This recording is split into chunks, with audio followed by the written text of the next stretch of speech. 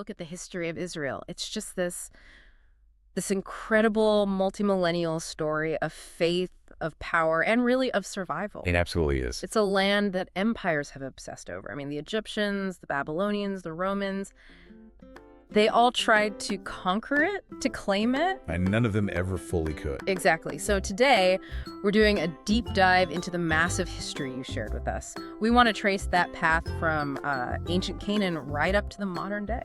And the mission really is to figure out how this tiny strip of land became the spiritual heart for 3 world religions. And why it's still such a flashpoint, the very epicenter of so much geopolitical tension. Well, to get that, you have to start with the geography. The story begins literally at a crossroads of civilizations. Canaan, You've got the Mediterranean on one side, deserts on the other, and it's squeezed between these massive empires, Mesopotamia, Anatolia, Egypt. It was always a geopolitical prize. so constant trade, constant cultural exchange. And constant invasion. It was inevitable. A blessing and a curse of geography then. And even before all the empires marched in, there was this early testament to human resilience, right? That's our first key nugget, really. Jericho. One of the world's oldest cities. Exactly. We have archaeological evidence there of defensive walls, huge towers. They go back almost 11 millennia. Wow. It just shows you that from the very beginning, survival and defense were absolutely paramount in this land. So if Jericho is the physical foundation of survival, the spiritual one, that really begins with Abraham. Right. His journey from Ur in Mesopotamia all the way to Canaan. That was the beginning of this monumental shift From the sort of regional polytheism to the world's first enduring monotheistic faith. And that journey eventually leads the Israelites to Egypt and into slavery. The whole story of Moses and the Exodus is just so central to that identity. It is. And what's striking in the sources is the sheer scale of it all. The plagues, the tragedy of the firstborn, and then the miraculous splitting of the Red Sea. The escape. Okay, let's unpack this a bit. So after 40 years in the desert, Moses dies, and it's Joshua who actually leads them into the promised land. Yes, and after the conquest, that unity starts to fracture. You get this turbulent era of the judges. Which was just this exhausting cycle, wasn't it? Breaking faith, getting oppressed, being redeemed by some leader, and then Doing it all over again, yeah. And that internal chaos, plus these huge external threats, it forced a change. they needed to organize. They needed a king. In the late 11th century BC, the tribes unified under Saul, mostly out of military necessity. They had to defend against the Philistines. Who were a major naval power, right, with better technology. Exactly. A formidable threat. And here's where the defining hero enters the story. David. David, the shepherd boy. And the source spends so much time detailing that fight with Goliath. Why is it so important that he refused the armor and just used a few stones? Because it's the ultimate narrative of faith over might. His reliance on skill and, divine favor instead of heavy armor, that cemented him as God's chosen leader. Yeah. It launched his career, basically. It did. He eventually consolidated power, made Jerusalem the capital around 993 BC, and that ushered in the golden age of Israel. But it was a flawed golden age. I mean, David's personal life was full of scandal. The affair with Bathsheba, murdering her husband. Right. And tradition says a man of bloodshed couldn't build God's house. So that fell to his son Solomon, who builds the magnificent first temple. Completed around 957 BC. It housed the Ark of the Covenant, and it became the unquestioned spiritual heart of the nation. And then, just as quickly, the glory ends. It ends abruptly. Solomon's massive building projects, his huge court, it was all funded by heavy taxation and forced labor. The people were alienated. Completely. And the moment he died, the kingdom just fractured.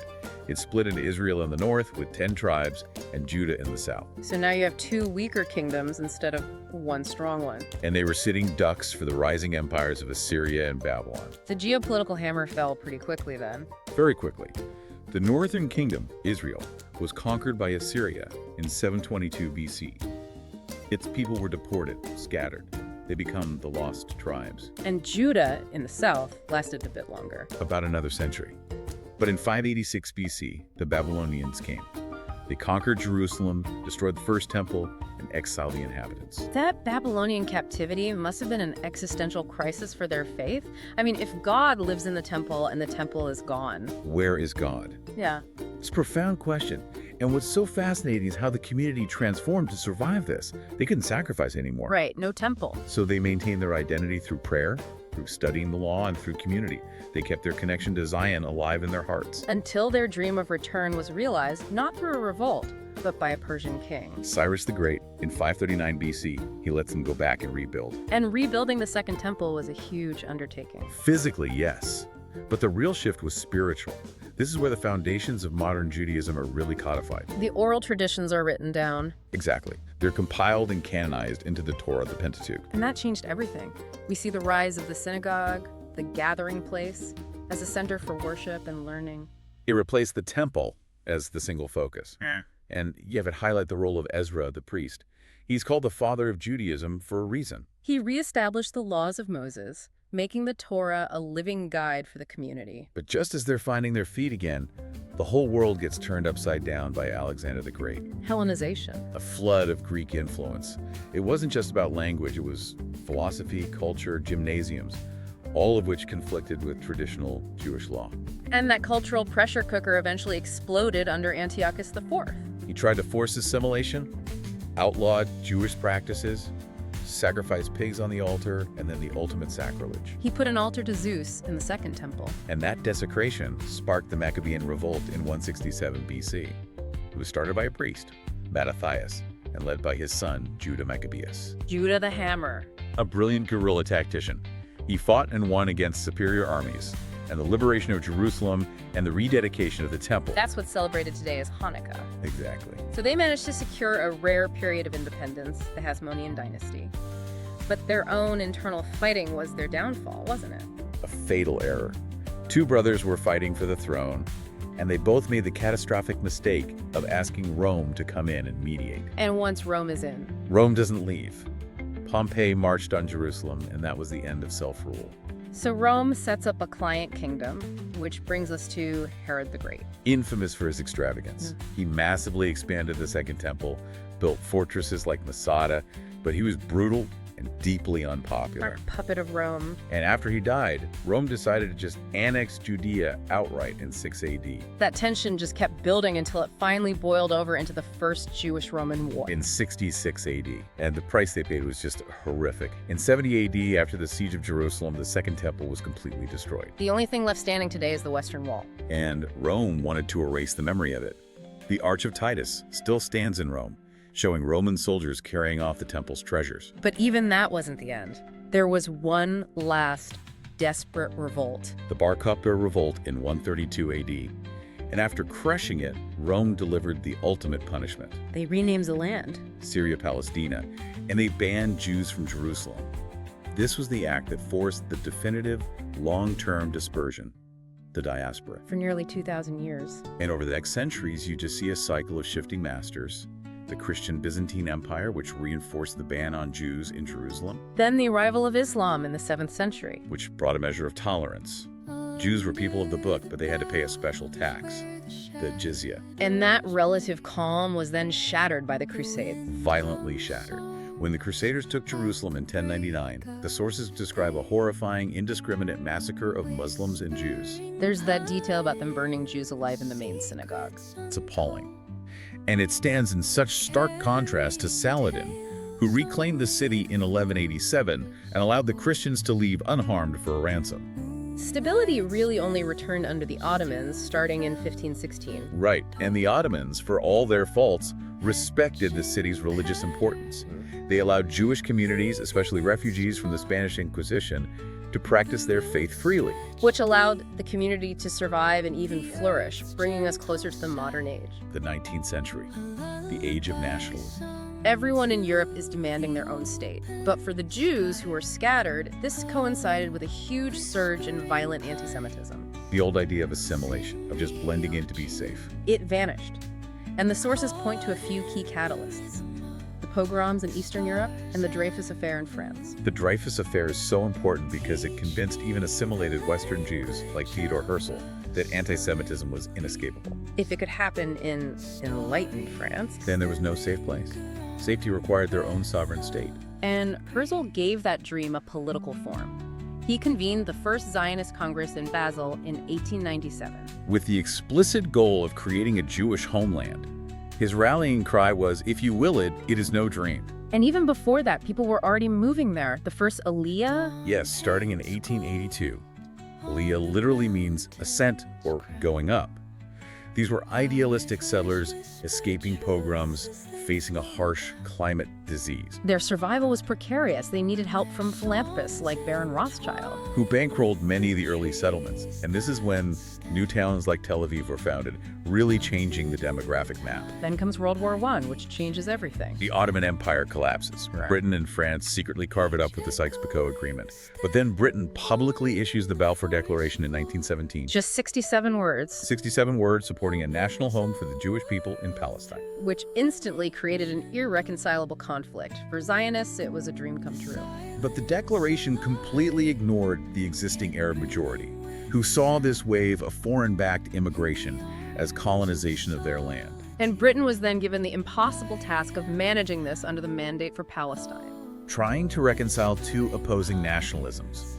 The tension just escalated into violence, especially during the Arab Revolt of 1936. The British response was the White Paper, which severely restricted Jewish immigration. A catastrophic move But because of the timing. It happened just as Europe was descending into its darkest hour. the Holocaust. The systematic genocide orchestrated by figures like Reinhard Heydrich. It started with legal marginalization, the Nuremberg Laws, Escalated to violence like Kristallnacht. and culminated in the final solution: 6 million Jews murdered. That industrialized slaughter cemented the belief that a state wasn't just an aspiration, it was a condition for survival. After the war, Britain couldn't hold on.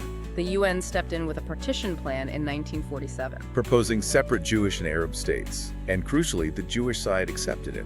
The Arab side rejected it outright. So the moment the British mandate ended, on May 14, 1948, David Ben-Gurion declared the State of Israel. It was immediately invaded by 5 neighboring Arab armies. The new Israeli forces were untrained, outnumbered. They fought for their lives, and somehow they won, even expanding their territory beyond the UN lines. But it's so vital to report on the cost of that victory. For Palestinians, this is the Nakba, the catastrophe. Over 700,000 Palestinian Arabs were displaced or expelled. They became refugees, and that mass displacement is the bitter root of so much of the conflict that continues today. And that war immediately set off a cycle of more wars. Right, like the Suez Crisis in '56. Nasser nationalizes the canal, Israel invades with Britain and France. It's a military success. But a diplomatic failure. The US and the Soviets forced them to withdraw. This constant state of threat meant that intelligence became everything. Which brings us to the incredible story of Eli Cohen. The legendary Mossad spy. He infiltrated the highest levels of the Syrian government. And his most famous move involved, of all things, trees. Eucalyptus trees.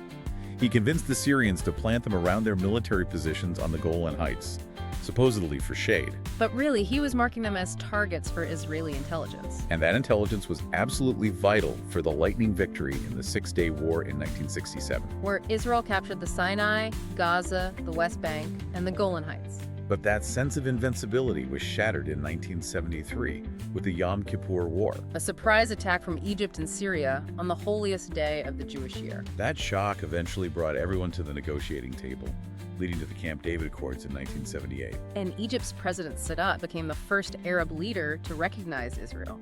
In exchange for the return of the Sinai Peninsula, it proved land could be exchanged for peace.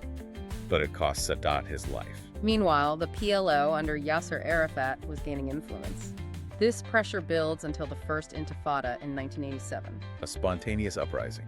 Civil disobedience, Palestinians throwing stones at tanks. which led to the Oslo Accords in 93, that famous handshake between Rabin and Arafat. A moment of huge hope. Yeah. But the peace was so fragile, Rabin was assassinated by an Israeli extremist, And then the much bloodier Second Intifada erupted in 2000. which eventually led to the construction of the West Bank barrier, a physical symbol of the separation. But this constant pressure, being surrounded by hostile neighbors with no natural resources, it forced innovation. Absolutely. Necessity became the mother of invention. Figures like Shimon Peres pushed Israel to invest heavily in high-tech defense, in water management. Things like the Iron Dome missile defense system. And this fostered the culture of the startup nation. Right. Entrepreneurs like Yossi Vardi, who helped create ICQ, the first instant messaging platform, it attracted huge companies like Intel and Microsoft. And a lot of that tech is directly tied to security needs. So if we connect that to today's geopolitics, you see this strange mix of diplomatic success and deep danger. The Abraham Accords normalizing ties with the UAE and Bahrain, that's a huge step. A massive success. Yeah. But at the same time, Israel faces what it sees as existential threats from powers like Iran, with its nuclear program and its proxies like Hezbollah. And the sources also point to deep friction inside Israel. The startup nation is booming, but there's growing political polarization, economic inequality. Major fractures in that shared national identity. And all of this exists alongside the three core issues of the Israeli-Palestinian conflict: the status of Jerusalem, the expansion of settlements, and the blockade of Gaza. They're the three inevitable, seemingly unsolvable differences. So, after all that, what does it all mean? I mean, we've traced this incredible journey of resilience. From an ancient crossroads to a modern technological powerhouse, it's a nation that survived the destruction of its temples, the Holocaust, multiple wars. It's a story of perpetually balancing ancient tradition with modern achievement. The sources make it powerfully clear that its very existence is, in itself, an act of heroism and a testament to that survival instinct. And here is a provocative thought for you to consider, building directly on the internal friction we just discussed. The sources detailed the crucial role of the external Jewish diaspora in developing ideas and financing the return. But the modern state is currently grappling with profound internal divisions, political polarization, economic inequality, and religious tensions. Given that the State of Israel relies heavily on shared internal identity and powerful external alliances, like the U.S., for its long-term security, what happens to its geopolitical stability if that internal polarization and economic inequality continue to fester, potentially eroding the very basis of its shared nationhood? That is a question that requires continuous thought and engagement from everyone invested in the future of the region. Thank you for joining us for this deep dive into your sources. We hope you feel well informed and ready to tackle whatever comes next.